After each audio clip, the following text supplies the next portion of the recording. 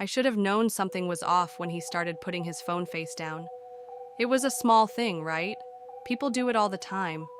But it was the shift that got me, the way he used to hand me his phone to change the music while he drove.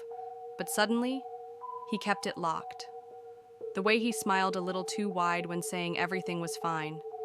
I wanted to believe him. God, I wanted to believe him. We were 6 months away from the wedding. The venue was booked, the dress was bought, and our families were already stressing over seating charts. I wasn't the jealous type, but something in my gut screamed at me. Call it intuition, call it paranoia. I just knew. So I did something I never thought I would do. I snooped. I waited until he was in the shower one night, phone buzzing on the nightstand. My heart pounded in my ears as I picked it up.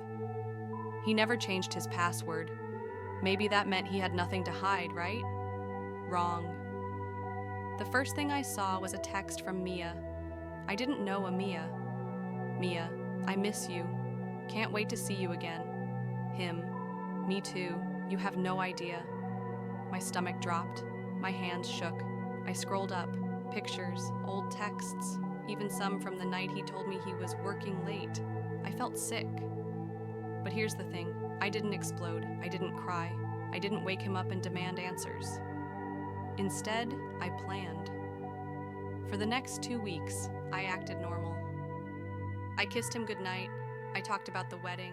I even asked him about work. Meanwhile, I gathered proof. Screenshots, emails, even a dinner reservation for 2 under his name on a night he told me he was exhausted. Then came the revenge. We had a big engagement party planned, something small but fancy, a perfect night to celebrate our future. Instead, I made it the night that destroyed his. In front of our closest friends and family, I stood up with a microphone in hand. He beamed at me from his seat, completely unaware. I took a deep breath and smiled.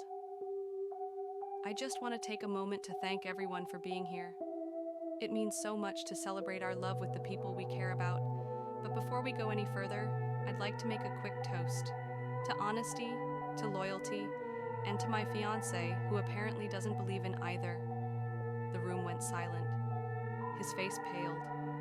Before he could speak, I pulled out my phone and started reading. The texts, the reservations, the undeniable proof of his double life. Gasps filled the room. His mother covered her mouth. My dad stood up, fists clenched. He stammered, reaching for me, but I stepped back. Oh, and Mia? If you're here, you can have him.